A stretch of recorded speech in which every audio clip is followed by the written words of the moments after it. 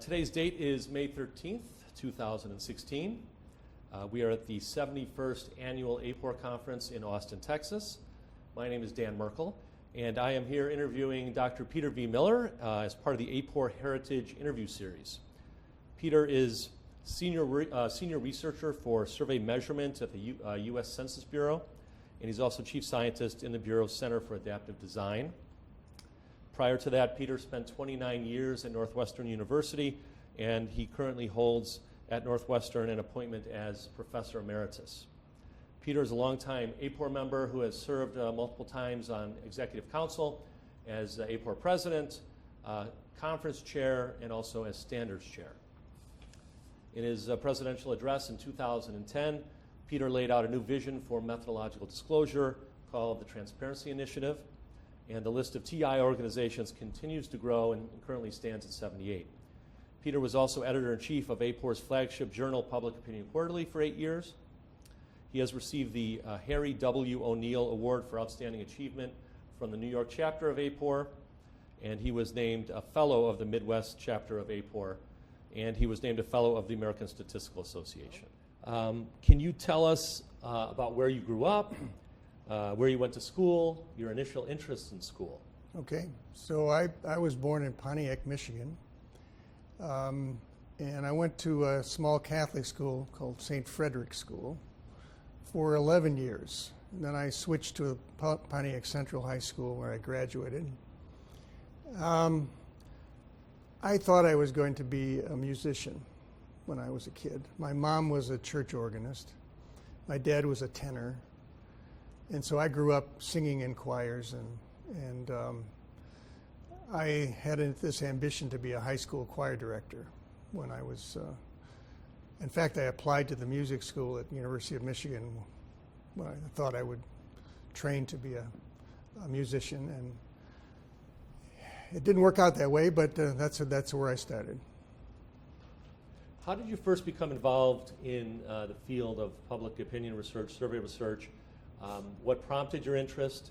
It sounds like maybe it was more happenstance than design. Music might have been your first choice. How did you end up in this field? Yeah, so when I was a kid, I had easily the best singing voice of anybody in the school I went to, either of the schools I went to, and I thought I'm going to be a singer and a voice major and so forth. When I got to be a senior, I joined a statewide choir that toured Europe for the summer following my senior year. And I realized when I got into this choir that I really did not have the best voice. And that, in fact, there were lots and lots of people who had better voices than I did. So I said, maybe I ought to hedge my bets and just apply to be a liberal arts major. So I applied to the University of Michigan. My dad was a high school graduate, and he told me when I was a kid, you're going to go to Michigan. And so I never applied to any other school. I didn't have any role models. I didn't know if I could make it or not. I didn't know if they'd let me in, and I didn't know if I'd survive. But I thought, I'm going to try. So I got to Michigan, and I became an English major because I was decent writer and so forth. After 2 years of honors English, this was now 1969 roughly, so it's the middle of the Vietnam War, very turbulent times in Ann Arbor and elsewhere. And I found that studying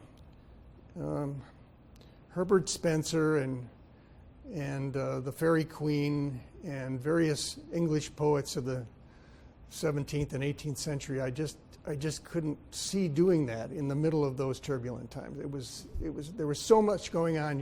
I just couldn't imagine studying this stuff for the rest of my life. So I said, I've got to find another major, and I looked around, and it looked like journalism would be a good kind of liberal arts major, and I could just fit in the coursework needed to graduate, so I switched to journalism. When I was a senior in journalism, I was standing outside the office of the department early one morning, And I'm not sure why I went there, but fill out some form or something. And while I was standing there, I was looking at the bulletin board, and this professor, who was one of my mentors, a guy named John Stevens, came walking by, and he said, would you like to go to graduate school?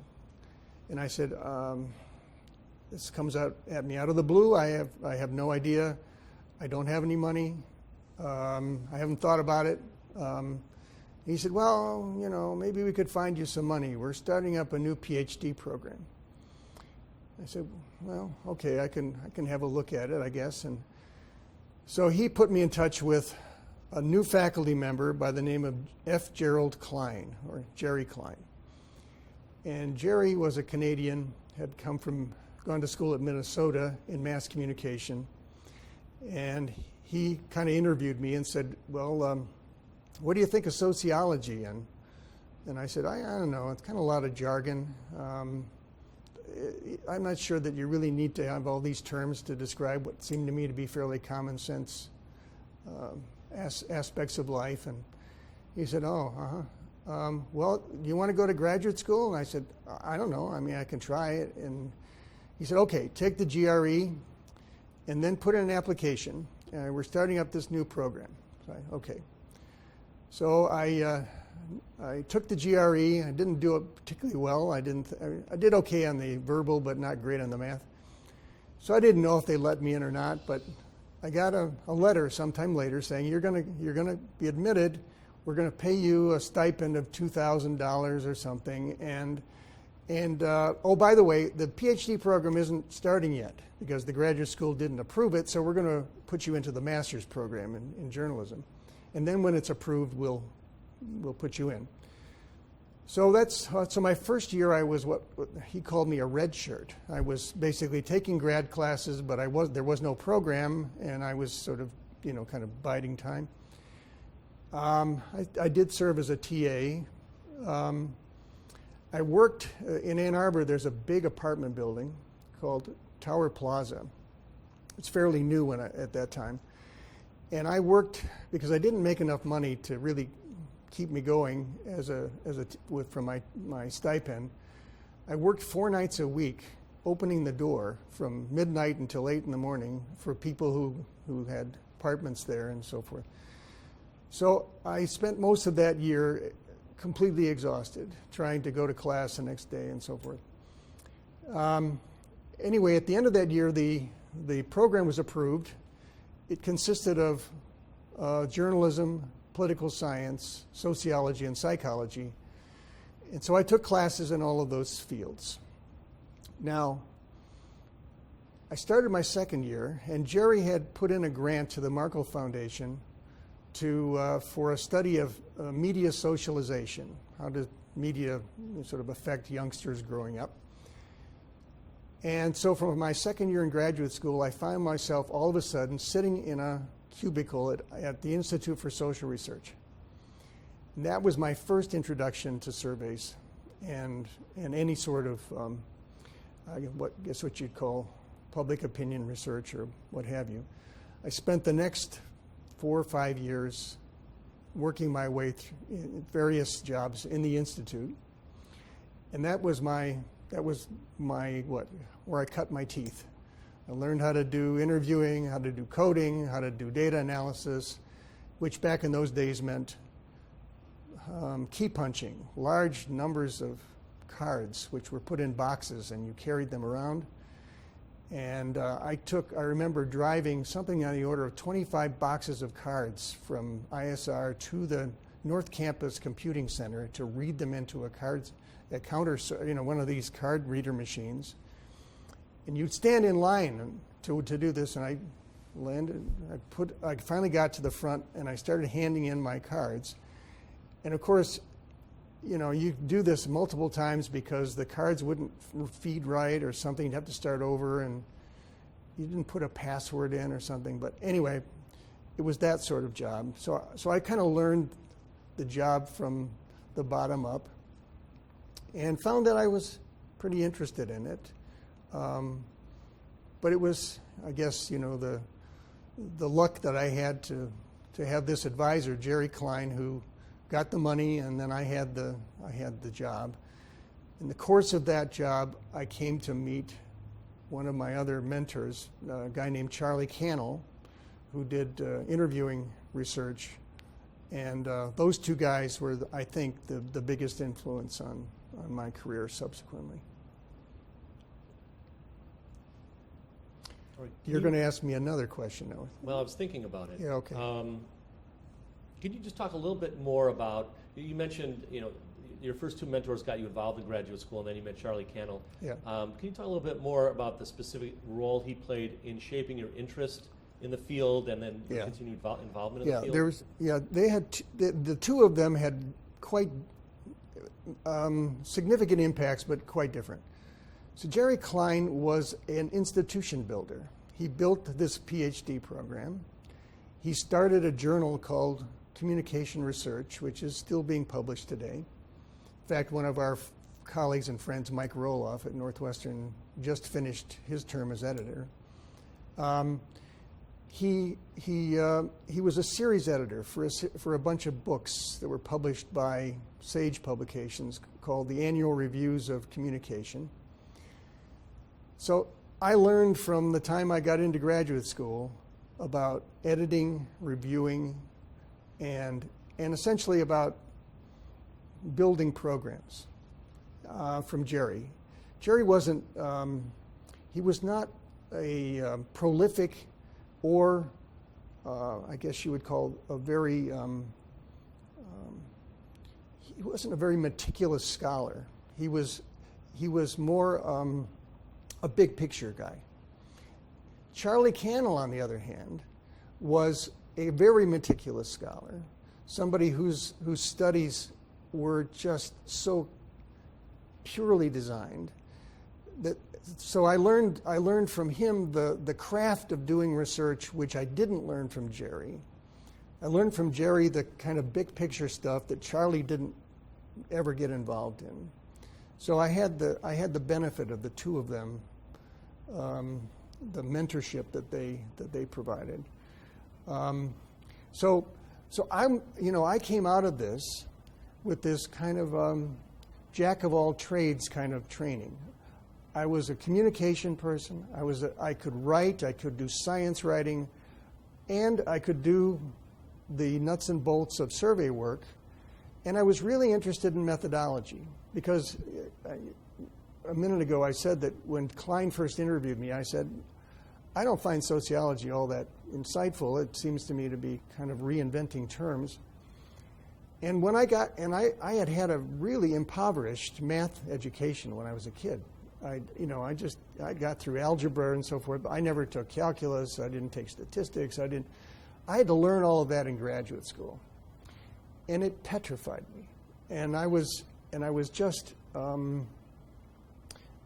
skeptical of the value of quantification. I'd grown up a humanist, so my approach. So I attached myself almost immediately to the methodological perspective because it's about understanding how numbers are created, what the weaknesses and strengths are, and so this is where Charlie's influence was so important.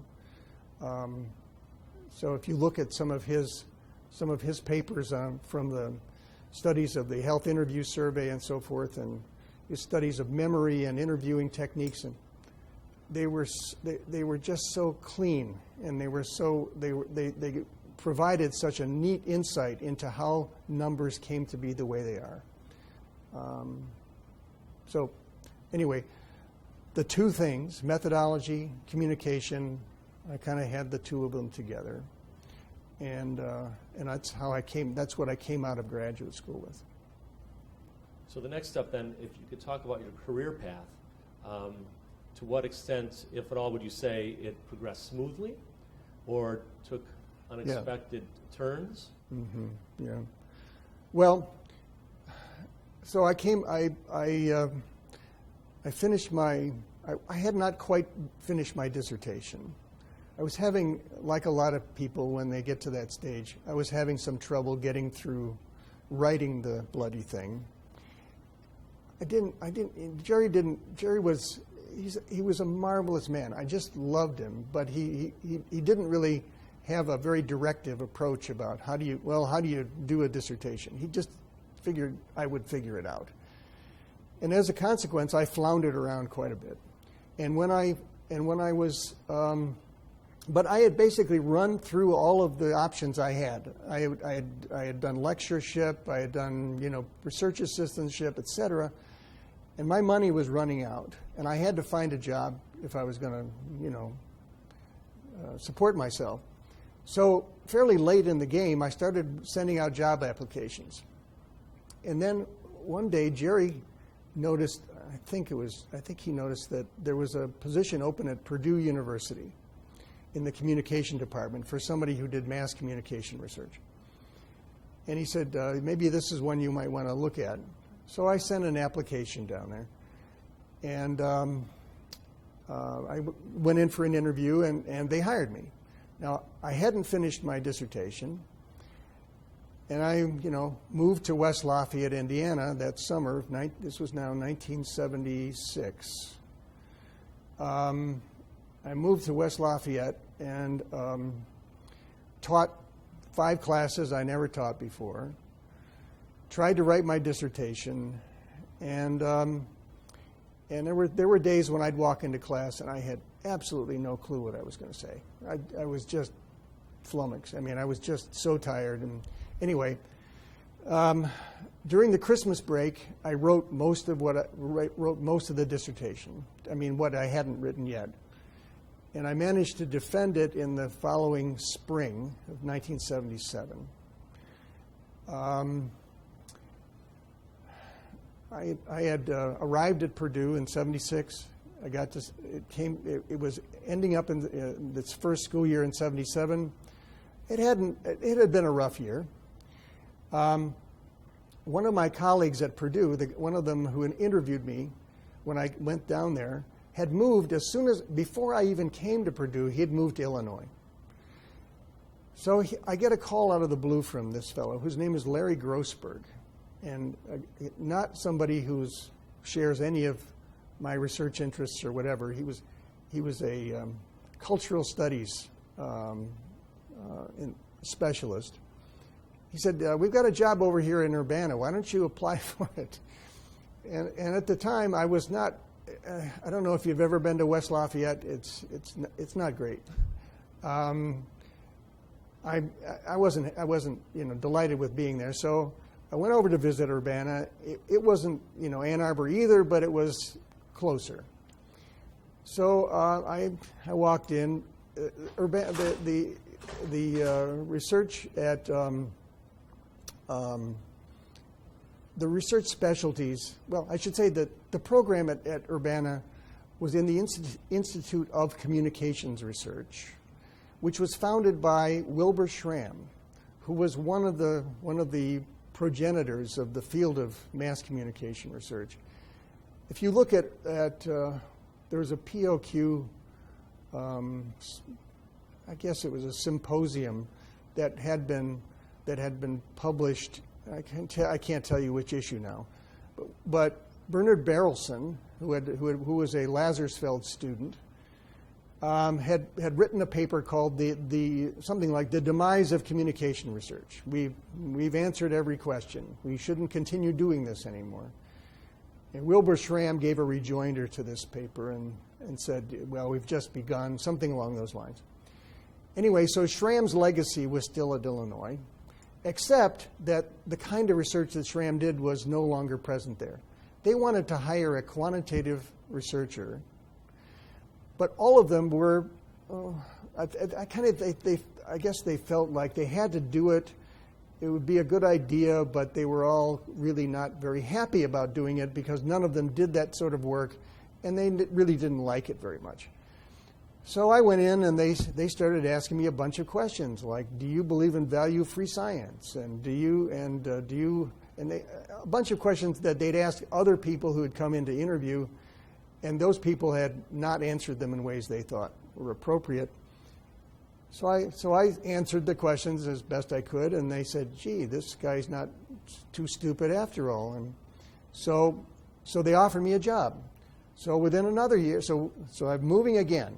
I moved to Urbana and moved into the Institute, where I had a part-time research position and part-time teaching position. So it was a pretty good setup, except that none of the students did any of the kind of work that I did. So I was teaching a bunch of students who had been taught largely to pay no attention or to despise the kind of work that I was doing, and I had to kind of try to say, well, you can look at things this way, and you don't have to be dumb about it, which is what they thought was sort of natural. If you were going to use numbers, you were dumb. So I said, well, you don't have to be. So I tried to bring them along. For a couple of years, I was an isolate. I was, somebody, the only one of my kind. And so after a couple of years, I moved back to Ann Arbor. But I'm not sure if I should continue along this vein, or should I? Or were you going to bring in something else at this point? I think you could finish this. Okay. So what happened was a job came open in Ann Arbor at the Institute. And Charlie, it was a job working for Charlie. And I said, gosh, this would be, this is I know how to do this, I could go there.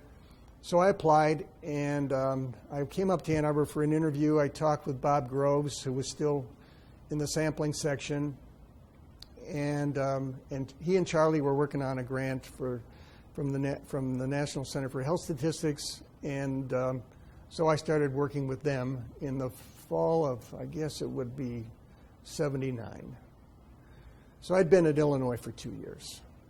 And I spent the next several years in Ann Arbor. But should I keep going along that line? You mentioned then how you ended up at Northwestern, yeah. And you were there a long time. And then Yep. I'm curious how then you ended up in the Census Bureau. Okay. So, Charlie, I worked with Charlie on this grant, and after a year or so, that grant ran out. In 1980, there was an election that made a big difference in the social sciences, in that Ronald Reagan was elected, and the funding for social science research was just decimated as a consequence. It became more tenuous as to. I had a soft money job. It was an institute job. It wasn't it wasn't a teaching job. So I found myself having to cobble together various ways of making money. I had some grant support, but then I did some teaching that brought in some money. For 1 year, I ran the Detroit Area Study, which paid my salary. Detroit Area Study was a practicum where students learned to do a survey from soup to nuts for an entire year. And it was a good experience for me, and I think it was a good program in general.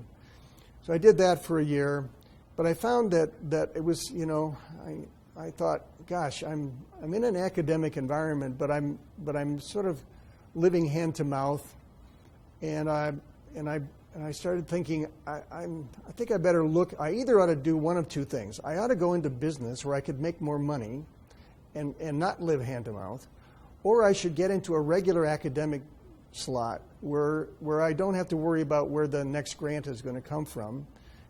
And so a job came up, was advertised at Northwestern for somebody in mass communication. Now for 3 years, I had been basically doing methodological work. So this was my other hat, right? But I applied, and they interviewed me and offered me a job. And I said, okay, but here's the thing. I won't come here unless I have tenure. And they said, oh, I see. Well, you wouldn't consider coming without it. And I said, no, I wouldn't. And I'll tell you why. I don't like the arrangement that I'm in at the moment, and I'm either going to make more money or I'm going to have security, one of the two. So I thought, well, I've just probably walked myself out of that job. And about I don't know, a couple months later, I got a call from David Zarefsky, who was chair of the department at the time. And he said, we'd like to offer you a job with tenure. And I just damn near fell through the floor. I said, really? Okay, well. And I just, it didn't occur to me not to take it. I thought this is an academic job. I should really, and it'll put me back into the kind of teaching environment where I'm not sort of just doing it to make money and so forth. So that's why I took the job at Northwestern. And then I taught Intro to Mass Communication. Of course, anymore now we don't even talk about mass communication anymore. But it was Intro to Mass Communication. I taught some seminars. I taught public opinion. I taught some research methods, survey methods, and so forth. And I did that for quite a few years. What, 29 years? 29 years, and, yep. Which is a long time. Yep. And then what prompted you at that point to say, I'm going to Washington to work for the Census Bureau? Yeah. So it was a long time, and I had kind of done what I was going to be able to do at the university. I had served as department chair. I had served as an associate dean for a time. The school had changed. I wasn't entirely happy with changes that were going on in the school. But I guess the main impetus was that I had taken, after I was department chair, I got a sabbatical, and I came over to Ann Arbor for the sabbatical. And this just regenerated me. I worked with Bob Groves, who was then director of the Survey Research Center, and Frauke Kreuter and others in the Institute on some interesting work. And I just felt energized. And then I went back to Evanston. Bob, not too long afterwards, was called, because this was after the Obama election, he was called to and asked if he would become director of the Census Bureau. And he eventually, within a fairly short period of time, said he would do it. So he was going to Washington. He moved in 2009. I was working at the university. He asked if I could help with something.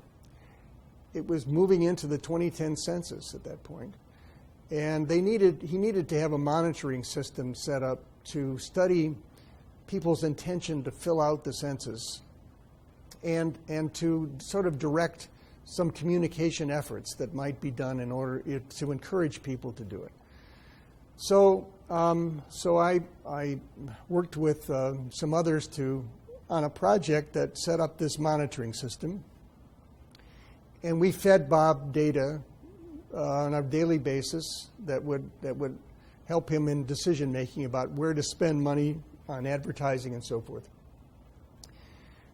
I found this work to be quite rewarding, and subsequently, Bob had decided to reinvigorate the Research and Methodology Directorate in the Bureau. He was setting up a number of centers. He was looking for people to run these centers. And he said, I wonder, would you be interested in running this Center for Survey Measurement? I said, well, I don't know as I can. My family's pretty well set here. I would be interested in, it sounds interesting, but I'm not sure I can. Well, my wife Diane and I talked about this, and she eventually we agreed we would sort of jointly look around in the Washington area for positions that would suit both of us.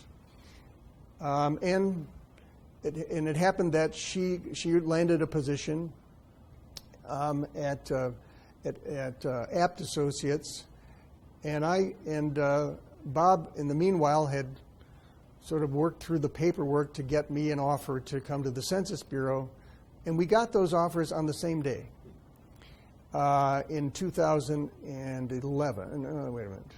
2011 in June, and I think it was June. Anyway, by August, we had left Evanston and moved to Bethesda, where we still live now. So I then became director of the chief of the Center for Survey Measurement, which I did for 3 years. And I found that, the work, within a month, actually within a week of my walking into the building, a new initiative on adaptive design started up, and I was put on a committee, an inside committee, to form to shape this effort. This meant that I was essentially doing 2 jobs. I was trying to run a center and start up this new thing, and so I was kind of torn, and I didn't feel like I was doing well by my staff, and so I mentioned this to my boss, Ron Jarman, who was assistant director of the Research and Methodology Directorate. I said, I'm not sure that I'm doing well by the new initiative, and I'm not sure I'm doing well by my staff. And so he took this under advisement, and then he called me in one day and said, we're thinking that the chief of the Center for Survey Measurement should be a senior executive service appointee. Would you like to go through the training to become a senior executive service appointee? And I said, not on your life, because I already loathed the administrative burdens that came with being a center chief. To become a senior executive service appointee means essentially you're going to devote yourself to these kinds of numbing, mindless, bureaucratic stuff. And I had no interest in it. And he said, yeah, that's what I thought. So we have a senior tech position that's open. Why don't you apply for that, and we'll see how that works out. So about I guess maybe a year later, I got offered the position I'm in now, the senior researcher position, and I found this one to be quite good for me from the point of view that I get to consult inside the Bureau on a variety of methodological questions. I feel like, compared, not that anything I did at the university was inconsequential, but I feel like whatever I do at the Census Bureau, it is just orders of magnitude more important than whatever I was doing at Northwestern, at least from the potential for the impact on the effort of the census to do its important work. So I feel like this job has been quite satisfying so far. So one piece of advice you gave me in graduate school that I've kept with me, and that you remind me over the years, is don't screw up. That's correct. So it's good advice. So as you think about how your career progressed, I mean, here it sounds pretty smooth, but were there any missteps along the way? Any screw ups that you care to share? Yeah, sure. Absolutely. I mean, I think back. In some respects, I've often revisited my decision to leave Ann Arbor and go to Northwestern. I thought, if I had stuck it out, it might have kind of become more comfortable, and I would have essentially had a more straightforward career. The thing I missed at Northwestern was a set of smart colleagues who shared my interests. Not that there weren't smart people; there were. It's just that when I just never really I never clicked with the set of people that I met. So I think I felt if I had stayed there, I would have been more productive. I would have produced. I would have probably made a bigger impact, a bigger scholarly impact than I did when I went to Northwestern, where I spent most of my time teaching. Which is a good thing to do, and I'm not sorry that I had the chance to do it, but I had some misgivings about it, and when I had the Jerry Klein bug, right? Jerry Klein was a builder. Well, it was not long after I got to Northwestern that the dean of the school said, I'm going to set up a new project to set up something called the Institute for Modern Communication. You actually walked in not too long after this, and I became director of this fledgling institution. which was underfunded, and I tried the best I could to make something of it for a while. Well, it was an example of where I have done over and over again during the course of my career. I have taken jobs that put me in a place where I'm trying to shape an institution the way Klein kind of taught me, and at the same time, it takes me away from the efforts that I really needed to do to further my own kind of scholarly career. So I ran this institute for a while. I did other stints in administration. Those things were, I think, in retrospect, I probably should have stayed away from them. Let's see. Well, there's one thing, institution that I'm not sorry I got involved with. There's, I guess, two. AAPOR has been my anchor. I mean, AAPOR became the place where I could play a role, or play a variety of roles that I think were, that I found interesting, and I think were, to some degree useful to the field. So as you noted, at one point I became standards chair. I was, and then at a later point I was conference chair. Shortly just before my conference, which was in 2001, the editorship of POQ came open. I had been an associate editor, or I was the editor of the poll review section of POQ.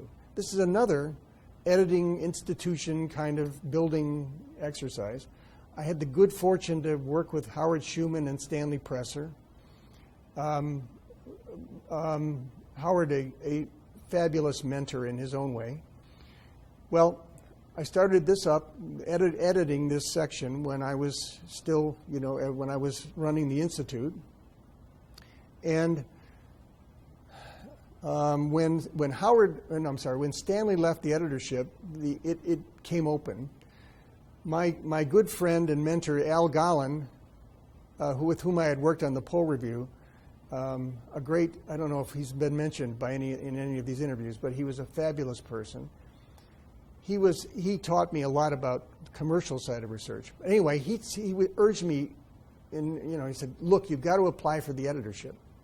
I said, Al, I'm too slow. I don't read things fast enough. I'll dither about the decisions. He said, no, you've got to do it. You have to. And I said, no, I just don't think I can. Well, 2 years later or so, the editorship, because Vincent Price took on the editorship then, but then he was called to become acting provost at Pennsylvania. He had to give up the editorship. It came open again. And at that point, I said, okay, I'm going to try. So I took it on. I took on the editorship of POQ just about the time I ended my conference work. And at that point, that work then lasted, as you pointed out, 8 years. During the course of it, the journal changed a lot. Some of it due to things ideas I had. Some of it just because of technology changes and so forth. But in any case, I really appreciated the chance to be the editor for that period of time.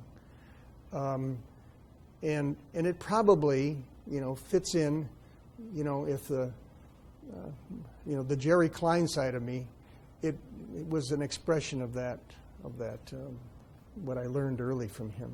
I mean, that certainly was a major contribution to AAPOR and to the field those 8 years you served in the journal. And if you look back over your whole career, what would you say is your most significant contribution to our field?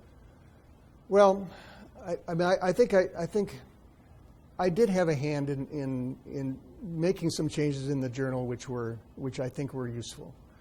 I'll just mention briefly.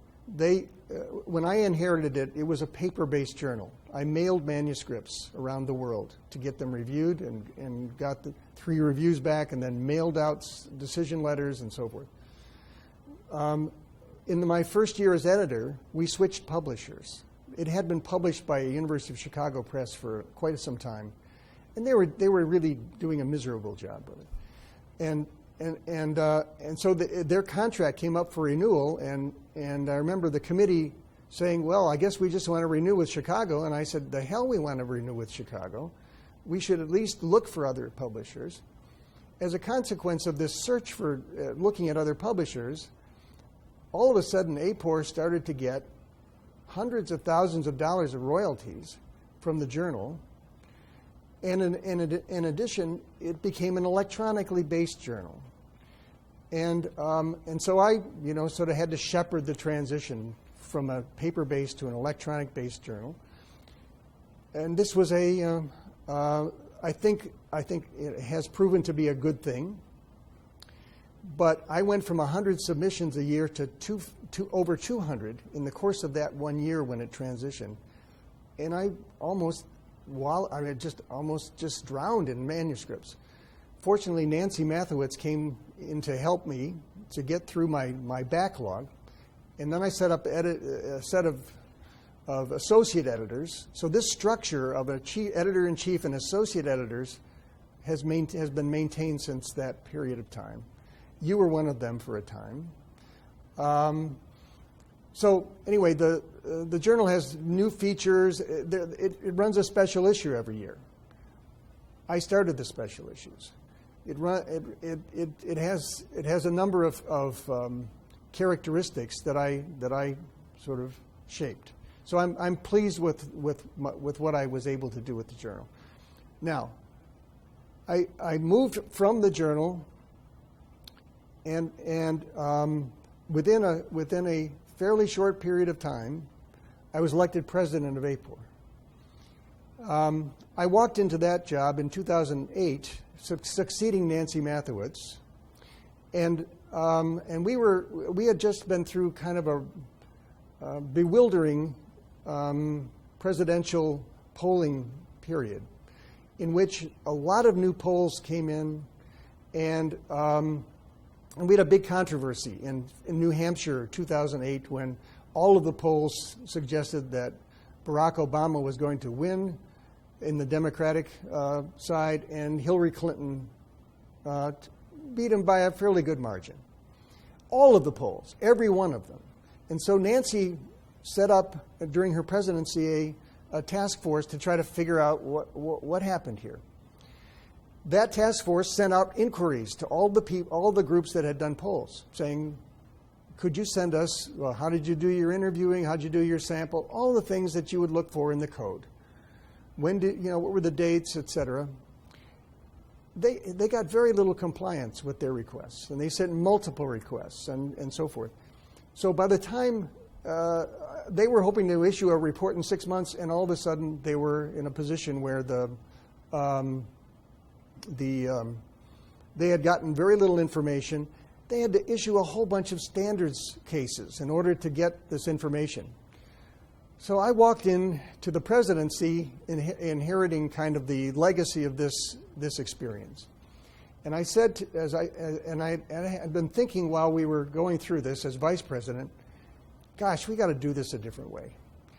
And it occurred to me that perhaps instead of, our procedure had been, we ask for information, if you don't provide it, you're violating the disclosure standards, we then issue a standards warning and case against you. You need to either comply or we can publicly censure you. That kind of thing happened a couple of times while I was vice president. There was a censure of a study that had been done about Iraqi war deaths, and there's one other one that I can't recall at the moment. But in any case, I said, look, we're not set up to do 17 standards cases. We cannot do it. We're a volunteer organization, and maybe there's a way where we can get this done without having to, sort of harass people to give us this. So I came up with this notion of saying, why don't we give people rewards for being transparent, for complying with our disclosure standards. And what we would do is we'd set up a system where people would join an initiative. We would vet what their disclosure practices. We would see if they came up to the level of the code. If they did, and if they promised to continue and to train their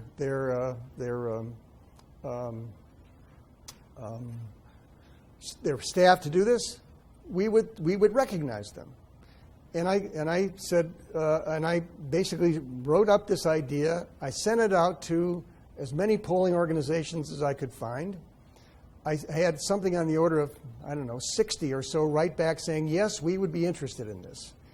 So at my presidential address, I said, I think we need to go in this direction. I think we need to try to do this transparency initiative. I had a 5-point plan. It turns out that my 5-point plan, maybe one or two of the points, turned out to be good ideas as to how to go about it. But fortunately, in line with the typical behavior of this organization, we had some really dedicated people who came after me, who carried this initiative along to the point now, as you noted earlier, where we have 78 organizations that have been through the process and are members of the Transparency Initiative, and get recognized by AAPOR for their behavior. So, anyway, I guess that's probably the biggest thing that I did. And it must be big, because when you gave your Transparency Initiative speech as president, you gave the speech a second time. The only presidential address to be given twice. Within a day's time period. That's correct. Yeah, that was an interesting experience, because the reason I gave it twice is because no one could hear me the first time, because the new management company we had hired, our new managing director, told our conference chair at that point, Michael Link, that I needed to start. And Michael said, well, it's time to start. And I said, but they're not through, they haven't got to dessert yet. And there was all this clattering of waiters and so forth. And I said, but he said, no, we got to start. So, okay. So I went up and gave the talk, and nobody could hear me except the first 10, tables or something. So that night, the council afterwards said, this was terrible, we can't have this. So they made me do it again at the banquet, where I gave the talk, and this time, and Frank Newport made everybody promise to be quiet, as I remember. So anyway, it was the only time it's been done twice. So we're going to switch gears a little bit, and if you could talk about, in your career, what do you think have been the major challenges in our field in the past, and how do they compare to the challenges that we're facing currently in our field? Yeah. Well, we've always, I know that now we're concerned a lot with response rates, because they're, for a lot of the traditional telephone polls that we've been used to for 30 years, they're quite low. But response rates have always been, to some degree, an issue. And the thing that we, the framing of that issue, public participation in surveys and polls, the framing of that has changed remarkably over the course of my time in the field. We used to rely on, in the academic realm, response rates in the 80s. Government surveys were always in the 90s. Those started to move their way down in the course of my time teaching and so forth. And people were always kind of worried about it. If you go back, but they became extremely worried about it during the course of the early part of this century. The way the issue is framed, however, has become quite different. We now understand that response rates are not the same thing as non-response bias, and that is a result of articles published in Public Opinion Quarterly during the time when I was editor. I didn't write them, but I did publish them. So those articles by Groves and others, they have reframed the way we think about this problem. All right. We are now in a position where, having said that, public participation in every sphere of surveys is quite threatened. And we need to do something about that. And we have new ways of thinking about how to go about it. So the technology that we've relied upon, the telephone, was a new technology for surveys when I was in graduate school. It is now the old technology, and the internet is the new technology. Well, and the non-probability applications of the internet is yet another. We are in that position where those are the major sorting out how to use these new technologies is one of the major challenges, but also figuring out what we really need to get out of surveys, because we don't need to ask people for everything that we would like to know. There are records, there are other ways of getting data about people that we can make use of. At least in government, we collect a lot of information that we can use responsibly to avoid burdening the public without, asking them questions. So application of surveys plus records plus what they call big data in combination, I think, is the way the field is now moving. These amalgamations of data and integration of data from a variety of sources, where surveys are not the only source, but they are also not obsolete. We still need surveys. We need surveys to shape the way we use big data, at least in my view. So I think those are some of the challenges that we face at this point. So let's talk a little bit about AAPOR.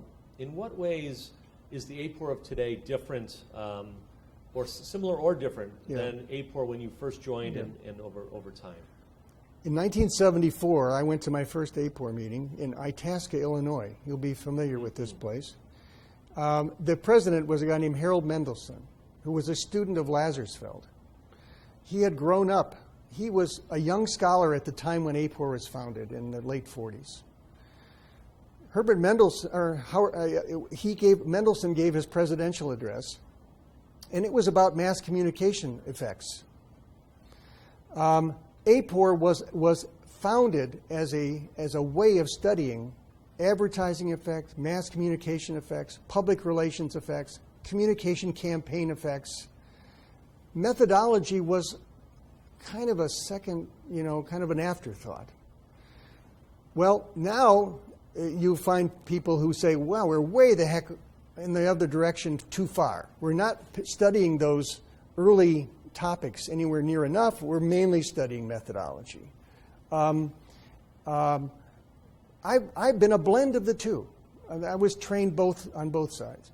So I've always found I always thought that they complemented one another. I didn't see one as more important. I had a quota system. When I published every issue of Public Opinion Quarterly, I had the same percentage of what you might call substance and method. So I always tried to make them play off against one another. But AAPOR has changed from an association of that in Itasca probably had maybe 200 people at the meeting to probably over 1,100 here at this meeting today, and it has naturally, because of the size, it has become more variegated, and I think, but it still is the meeting place where people of all kinds can come together and speak with one another from different perspectives and learn from one another. It's unique in that respect. You cannot find another conference like this that is, a discipline-based conference or a statistical conference. There's nothing as good as this meeting. What if anything, would you change about AAPOR? Gosh. I don't know as I would change anything. What would you like to preserve about AAPOR? If there's one thing that you would not want to see change. Yeah, I would not want to see a change where we became two different organizations, one meeting about methods and one meeting about substance, and the two never coming together. I think we need to retain that organization that blends them, at least in my view. And so what do you think are the areas for future growth for AAPOR? Well, they're advertising data science here. I think, we do as an association need to think about sources of information that do not derive directly from asking people questions.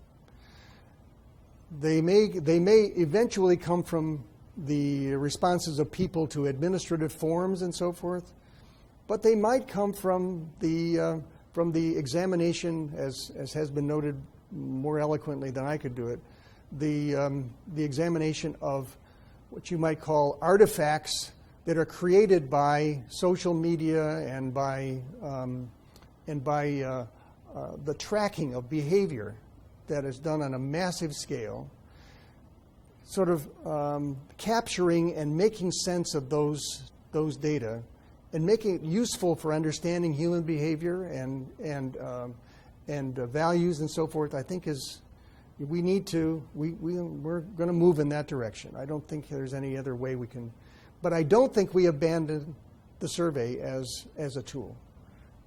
I think the survey is a way to make sense of these inchoate masses of data that we can encounter in the what is it, what do they call it, the electronic universe. So another one of your important contributions to AAPOR, the AAPOR conference, has been your replies to Habermas. I've talked to people about it over time, and some people think that you're Habermas. Some people think that Habermas is a fictional character. Can you talk a little bit about this whole thing, how you came up with this, and just to remind people what it was? Yeah. So, in the Harold Mendelsohn days, it was common to have an after-dinner kind of entertainment. Merv Field, the great Merv Field, who founded the Field Pole out in California, for a number of years did a Swami routine where this was like a Karnak thing from the Johnny Carson show, or like it. He would hold an envelope up. He wore a turban. He held an envelope, and he'd give an answer, and then he'd look at the question. Or anyway, he was very funny. In the mid-'90s, Jack Ludwig, who was the conference chair, came to me and said, we're not going to have Merv Field. I'd like you to think of something funny that you could do at the banquet. So I said, okay, let me think about this. Because I had been through the world of studying communication studies, I knew about this philosopher, this German philosopher, Jürgen Habermas, who had written a lot of stuff about communication. And I knew for a fact, or I was pretty sure that no one would know who he was. And so I thought, well, what I'm going to do is I'm going to pretend that I'm that I'm Habermas, or I'm relating some comments that Habermas has made about the current matters that are going on in the field. And I set out to kind of roast certain individuals and I knew would be in the audience. So I gave an introduction to Habermas thought, and then I said, and here are, and as you can tell, Habermas is not really fond of the idea of polls and surveys. So now I'm going to relate to you how some AAPOR members have responded to Habermas. So that's the guts of the talk, is these fictional responses. So then I would pull up. So I think the first time I did it was in Utah, and the first slide that I pulled up was Warren Matofsky and Andy Kohut, a fictional book that they had written called "The Pollster is Always Right," and the quotation from this book was, "Oh, screw these nitpickers," which was kind of meant to apply to Habermas. And then I would just sort of I would try to, in some ways, pillory various people in the audience, and then I'd do that for a few minutes and stop, and And then some years the conference chair would want me to do it again, and some years they didn't ask. And so I don't know. I guess I did it maybe I don't know, 6 or 8 times. But that's where it came from. Well, so we're nearing the end here. Is there anything I missed, or any last thoughts that you? Well, wanna you know, make? I have been so blessed to be part of this organization. I mean, it's I wouldn't have had a chance to actualize the lessons I learned from Jerry Klein or Charlie Cannell. It gave me a way to make use of those tools, and I'm real grateful for it. All right. Well, thank you very much, Peter. Yep.